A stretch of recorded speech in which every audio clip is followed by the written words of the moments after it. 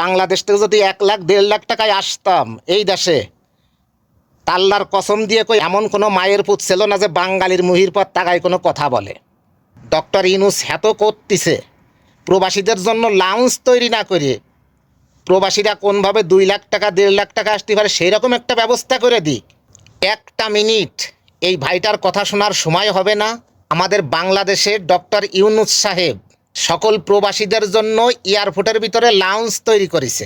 অনেক মানুষ এইটা দেখে খুব লাফালাফি করতেছেন যে ডক্টর ইউনূস সাহেব আমাদের অনেক কিছু দেছে। বাইরে কথা বলতে গেলে কিন্তু অনেক কিছু বলা যায়। আপনি 5 বছর 10 বছর প্রবাস খাটার পরে আপনার ফাঁসার চামড়া লাল হয়ে যায়।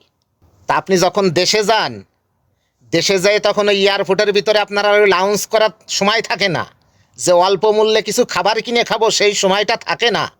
তখন একটা জিনিসই বিবেকের ভিতরে মনের ভিতরে কাজ করে যে যত দ্রুত পারি আমার পরিবারের সাথে আমার ছেলেমেয়ের সাথে দেখা করি। এইটা কখনো বড় অবদান হতে পারে না। এইরকম কিছু ডক্টর ইউনূস করে দেখাক। এগুলো তো ডক্টর ইউনূস জানে, বাংলাদেশের সকল মানুষ জানে যে এখনও বাংলাদেশ থেকে একটা লোক মিডল ইস্টের যে কোনো জায়গা আসতে গেলে 5 লক্ষ 6 লক্ষ টাকা খরচ হয়। আর তার পার্শ্ববর্তী দেশ ইন্ডিয়া, সেইখান থেকে একটা লোক আসে 70,000 80,000 টাকায়। পাকিস্তান থেকে একটা লোক আসে 1.5 লাখ 2 লাখ টাকায়। এখনও তো বাংলাদেশের 1 টাকায় মনে হয় পাকিস্তানের 4 টাকা। তাহলে পাকিস্তানের টাকার হিসাব করলে আমাদের বাংলাদেশে টাকা 60,000 টাকা পড়ে। নেপালের একটা লোক আসে 1 লক্ষ টাকা দিয়ে। ডক্টর ইউনূস এত করতেছে প্রবাসীদের জন্য লাউঞ্জ তৈরি না করে প্রবাসীরা কোনভাবে 2 লাখ টাকা 1.5 লাখ টাকা আসতে পারে সেই রকম একটা ব্যবস্থা করে দিক। তারপরে আপনারা ফাঁসালাফালাফি করেন। আপনি তো দেশে যাবেন 6 বছর বিদেশ করে, যখন দেশে যাবেন আপনি ওই এয়ারপোর্টের ভিতরে ওই লাউঞ্জের ওইখানে বসে আপনি ওই 2 টাকা 5 টাকা চা বিস্কুট খাওয়ার জন্য বসে থাকবেন না।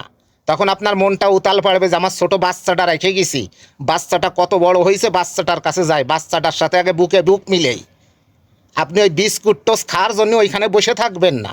তা প্রবাসীদের জন্য যদি করতে হয় এমন কিছু করে দেখান, কোনো সরকার এমন কিছু করে দেখান যে যাতে একজন মধ্যবিত্ত একজন গরিব পরিবারের ছেলে সে যাতে 1.5 লাখ 2 লাখ টাকা খরচ করে যে কোনো দেশে যেতে পারে।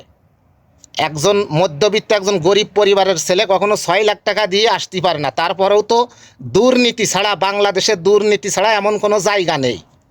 সমস্ত জায়গায় একজন মানুষ যখন তার বিদেশের নাম মুখে নেবে, দালালের থেকে শুরু করে যত জায়গা আছে সব জায়গায় দুর্নীতি।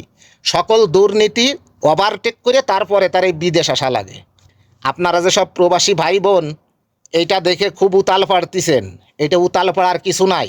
উতাল পাড়তে পারতেন যদি আজকে একজন বাঙালি যদি বাংলাদেশ থেকে যদি 1.5 লাখ টাকায় যদি এই দেশে আসতো, তা কোনো বাঙালি কেরুর কাছে নির্যাতিত হতো না।